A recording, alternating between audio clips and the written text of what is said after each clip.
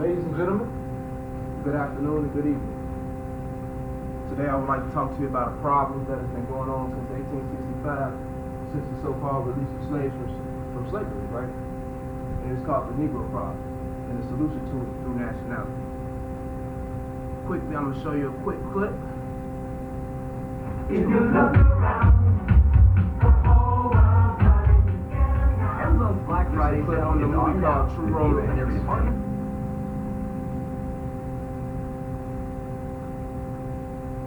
Can somebody turn the lights on real quick? I know you know where they are, so tell me. Before I do some damage, you won't walk away from. Could I have one of those Chesterfields now? Sure.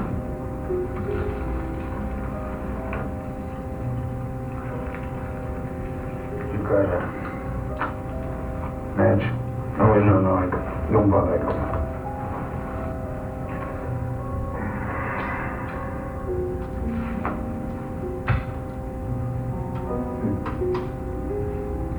You're Sicilian, huh?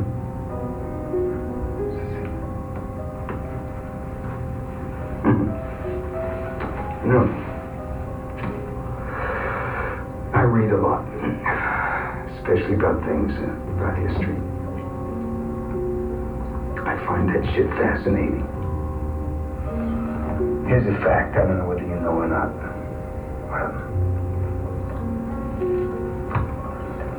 Sicilians were spawned by niggers.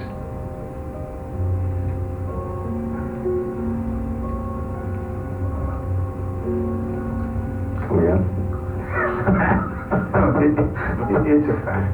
Yeah. You see, Sicilians have black blood pumping through their hearts. And no, if you don't believe me, you can look it up. Hundreds and hundreds of years ago, you see, the Moors conquered Sicily, and the Moors are niggers. See, way back then, Sicilians were like wops from northern Italy. They all had blonde hair and blue eyes. But, well, then the Moors moved in there and, well, they changed the whole country. They did so much fucking with Sicilian women, huh? That they changed the whole bloodline forever. That's why blonde hair and blue eyes became black hair and dark skin. You know, it's absolutely amazing to me to think that to this day, hundreds of years later, that Sicilians still carry that nigger gene. Now this Stop it right there. Of course, anybody can go on YouTube and find that. It's literally a movie by its will. So what is the Negro problem? It is a social, political, economical, and spiritual and overall moral problem relating to the existence and experience of so-called blacks in America. It is indeed also an identity problem that caused the so-called Negro problem, or the Negroes to lose common sense of him or herself. It has been going on since the time of the 1700s, actually. But it was actually put into play after slavery was so-called ended, or chattel slavery was ended in 1865. The miseducation of the so-called Negro and Jim Crow, which is still into effect today, is also a clear relevance of what is the Negro problem. As you can see, back in the 1900s, whenever a so-called Negro went to vote or went to war, he was not treated as a human being, he was treated less than that of a human being. We also have something that is going on in America today that is also going on since 1865 and prior to 1865, which you can find in the law dictionary, and it's called the Christian Black Codes of 1724. What are the Christian Black Codes, okay? Let's just look it up real quick.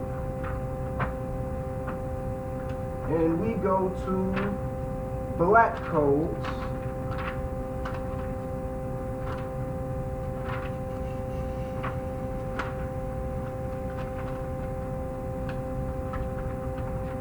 And it says for Black Codes, a name given collectively to a body of laws, statutes, and rules enforced in various southern states prior to 1865, which regulated the institution of slavery, and particularly those forbidding their reception at a public inns and public conveniences. The Christian black codes of 1724 are still in remarkable effect today. How do we know this? Just a couple years ago, there was a church bombed in South Carolina, and the guy who did it, Dylan Roof or whatever his name was, it wasn't brought up to the Supreme Court for it. These type of issues were supposed to be brought up to the Supreme Court. The same way it was supposed to be brought up in the Supreme Court as when Lincoln talked about the Dred Scott decision. As we go on, classification of the names never approved or did anything good for us. Every 10 years, according to the U.S. Census, we have changed. We have went from Negro to colored, to black, to Ethiopian, to maroon, to Melungeon, to mulatto, to Indian, to spook, to coon, to Afro-American, to African-American, to the folks, to the people. We have changed so many names every 10 years, and that is because it's a clear identity problem. But it's not necessarily an identity problem dealing with just us. It's an identity problem with the world. See, the world likes to say, we are this and we are that, and all we say is, okay, we're going to accept it. Everyone has the right to a nationality. No one should be brutally deprived of his nationality, nor denied the right to change his nationality. That is Article 15 of the Universal Declaration of Human Rights, which is in the United Nations. Now, no one by nature is black, brown, red, or yellow, and white. And I dare anybody to try to prove it. Because you know why? Nobody in this room that classifies black is this color right here. And nobody in this room that classifies white is this color right here. Or more importantly, let's go back to 3rd grade. We are nouns. Nouns are what? Person, places, and things. What is an adjective? It describes. It doesn't identify who the hell you are. It only tells you something about yourself or something that somebody told you about you. Okay? Second to that, or third to that, brother, it is only one human race. There is no black race and no white race. It's only one human race. And we all stem from one common bloodline. We are all of one human family that is broke up into different nations. So that's why it's nations of the world. The only nation that doesn't have a nation is the so-called black nation, the so-called black land.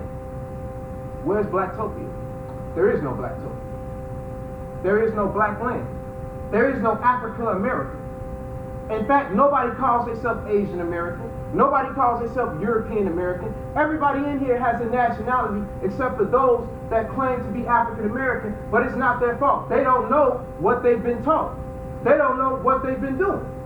So, the racial inheritance and ethnicity of all so-called blacks are spoken as of Asiatic descent. How do we know this?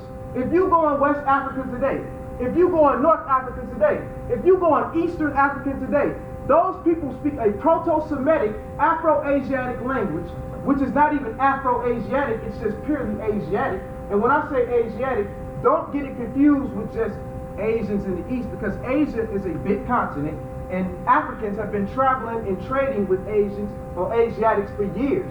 They have been migrating in and out of Asia for years. They have been migrating in and out of Europe for years. How do we know?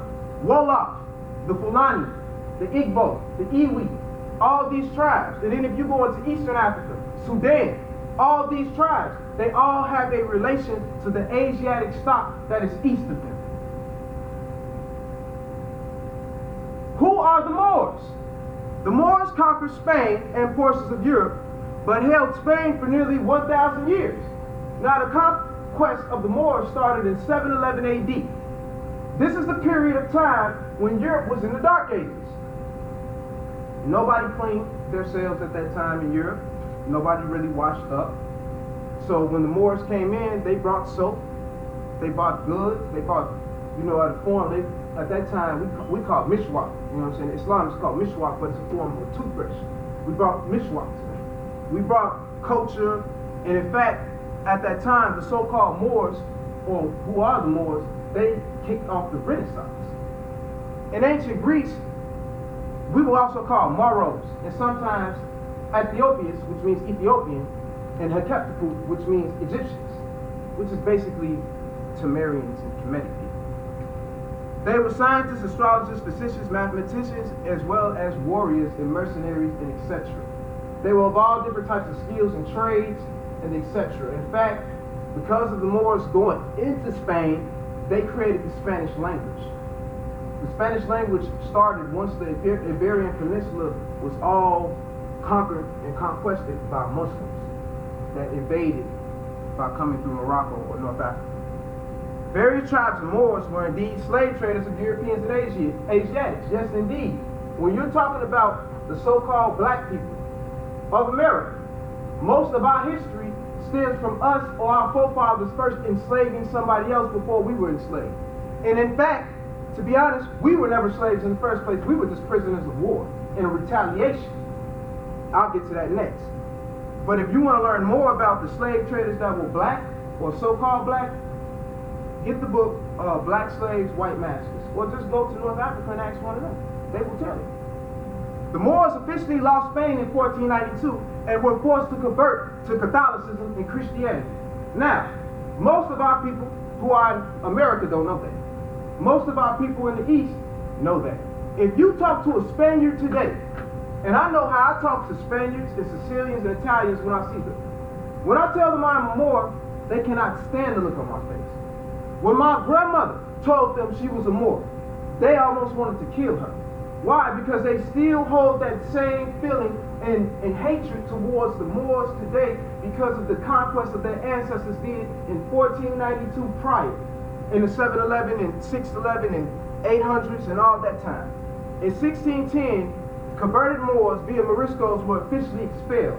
This is when the official expulsion of the Moors was expelled. Before then, in 1492, you just had Cardinal Ximenes, you had Queen Isabella, King Ferdinand, you had all of these monarchs and Catholic rulers and etc.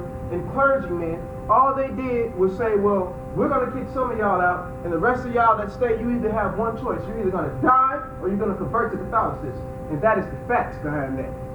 In 1610, those converted Moors via Moriscos were finally expelled, and all of those that were expelled caused the declination of Spain as to why Spain is in ruins today. This is just a quick picture. This is about early 17th century showing of a Moorish woman watching a European in Europe or Spain in the Alhambra Palace. And as you can see, we have went through different changes. One, mulatto. Mulatto is just a broken way of saying Moor.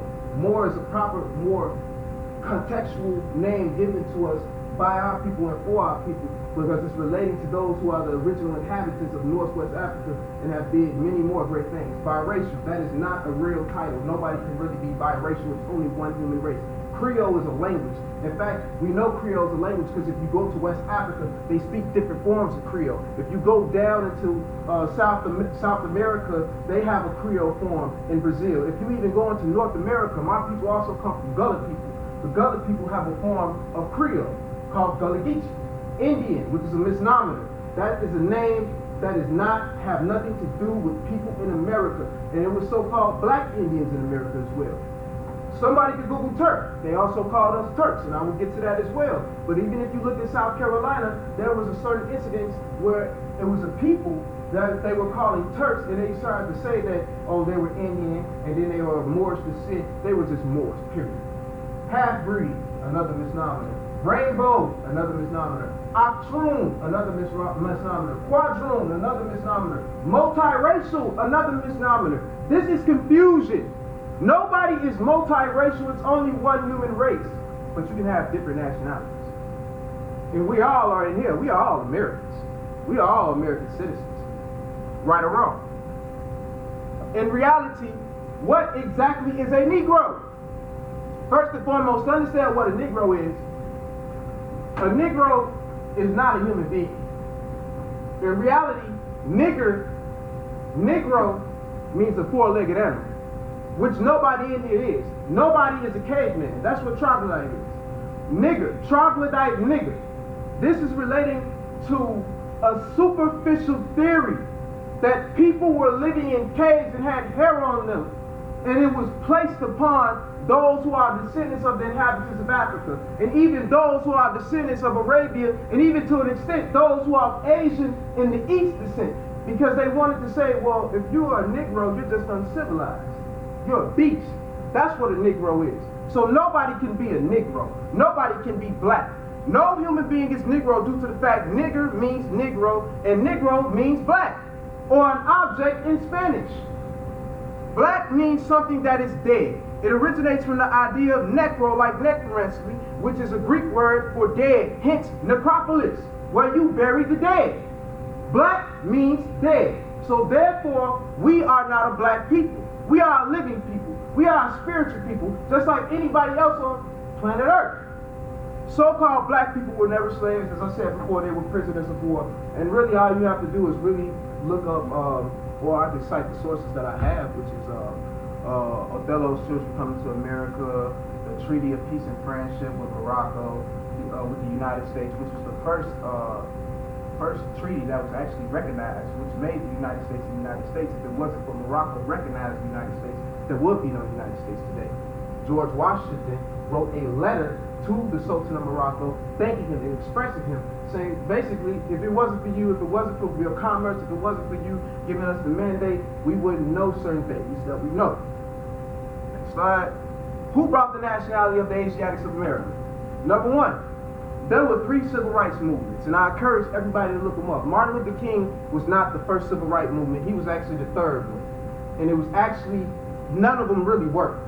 None of them really worked, because when you talk about the first civil rights movement, you have to talk about 1865 when we were first so-called freed from bondage.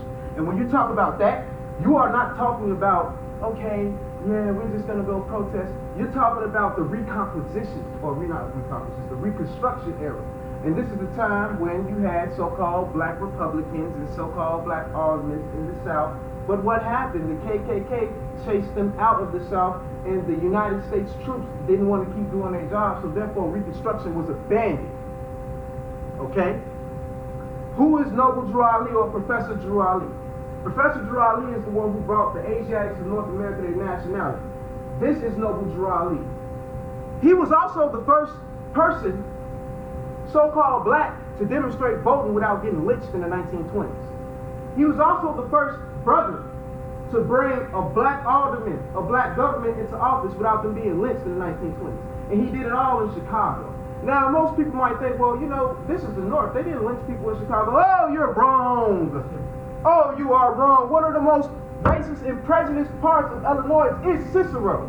And the KKK would ride up to Cicero, from Cicero, pardon body, to Chicago in the early 1920s, mid-1920s, and late 1930s, terrorizing black neighborhoods, such as Bronzeville, which is where this is at. But in the 1920s, not one so-called Moor or Moorish American was lynched. Why are we Moorish Americans? Because we are descendants of Moroccans and born in America. Most people are like, well, why don't you look like the Moroccans today? Well, most of the time, if you really study history, and if you really study Africans and how they moved, most of the time, Africans didn't necessarily go by a national name. They went by tribal names. As I stated before, Fula, Iwu, Igbo, the Fon, the Twa, the Pygmy, the Hutus, the Tutsis. They went by a tribal name. At one point in time, in the early 1600s, when you looked at Morocco, Morocco wasn't where it was today. Morocco was actually more so in Mali and Western Africa. And that's a fact. Morocco has changed over 6 times in the last 700 years. Elected the first black governor and other congressmen in Chicago, he did that. Voting in the 1920s in military service without any penalties or coercion, that is true. I have the draft cards as well right here. And also you can just Google who was voted in, because those were the first so-called black aldermen and governors in Chicago. And nobody talks about this in our history. Nobody talks about this man in our history, because all they want you to think about is Martin Luther King and Malcolm X, when they were spawns of him. If it wasn't for him, they wouldn't have been able to do what they needed to do. Teaching our people to be better citizens. This is one of the main goals of what Moorish Americans do, or what we do.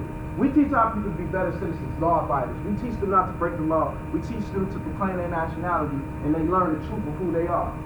And I can bear witness that these truths are true. I don't get harassed by the police no more. Since I was about 17, I haven't been harassed by the police in years. I haven't got stopped, frisked, none of that. I've seen it. I've been through it. But once I followed the law, and the law says every man must proclaim his nationality, because America's a big melting pot. And everybody in here has a nationality. I don't care who you are or where you come from. You have a nationality. You can trace it back just by looking at your name, your last name. It states and denotes your nation or where you come from. Sorry to spoil your Thanksgiving. I'm gonna give you one more clip, but this is just a quick article from the 1950s, and what it's talking about is a Queens Negro pastor in a turban gets white service in the deep South, okay? And what is it stating is basically Moors or Mohammedans or Muslims who are descendants of the Muslims of Spain. When we be ourselves, we really didn't have to worry about being lynched or hung or persecuted in the deep South. Professor Drew proved that to us, and he showed that to us. And it's also a famous, I don't know if everybody's heard of James Baldwin, but James Baldwin has also stated before, you know, it was a so-called black man that went down there to a tavern or something like that in Kentucky, or it was like Louisiana or something like that, and really he just sat down, everybody got their noose, you know, it was a sundown town. Everybody knows what a sundown town is, right? You gotta get out of town by sundown. And he was told, basically, you know, they was like, well, what are you doing here? And he tells them, I'm not black, I'm a Moroccan. And when everybody finds out he's a Moroccan, they put their nooses away, they put the chains away, they put the whips away, because it's no need, because the fear is not of the so-called black people, it's the American blackness that they fear, which is known as the Negro problem. And this is just a quick glimpse, sorry to spoil your Thanksgiving, but this is just more history of the Moors and the so-called blacks in America. Thanksgiving for whom? And the truth of where Thanksgiving came from. Because it didn't start with no damn Indians.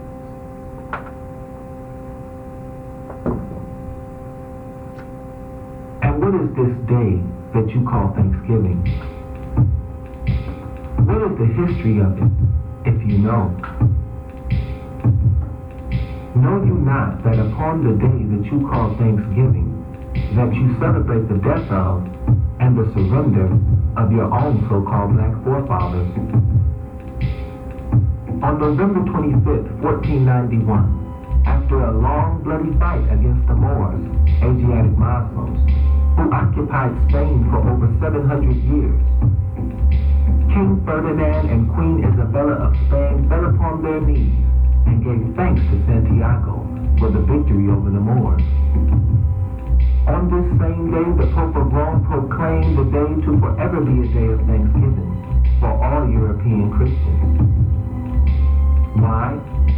Because these so-called blacks of Granada, called Moors, who are originally from Africa, Spain, and Arabia, surrendered the city of Granada, the last stronghold of the Moors in Spain, and the walls of the Moorish Empire came tumbling down. These Sadian Moors, or so-called Sada blacks, were driven into Morocco and further down into West Africa, and were later betrayed, captured, and sold into America as slaves. Hunting down the stern, deep olive Kharajite Moor of Baghdad, Turkey, and slaying or enslaving him was an act highly regarded by the Christian European forces, who despised these Moors, mockingly calling them turkeys. And the Europeans looked upon these Turkish Moors as being wild and a heathen people and regarded them as their natural enemies. So what you actually celebrate on your so-called Thanksgiving is the proclamation of the Pope of Rome, who later in league with Queen Isabella sent Cardinal Ximenes to Spain to murder any Moors that resisted the religion of Christianity. No, Moorish Muslims and Jews forced into the religion of Christianity as a result of the Spanish Inquisition did in fact hold on to their ways of life. They are recorded in history as Moriscos, or Moorish Muslims, and Marranos, Moorish Jews, who practice their faith in secret. while openly professing the religion of Christianity. The form of Christianity imposed upon these Moorish Jews and Moorish Muslims was in no way a representation of the true teachings of. I'm gonna leave it right there. And again, it's only one human family.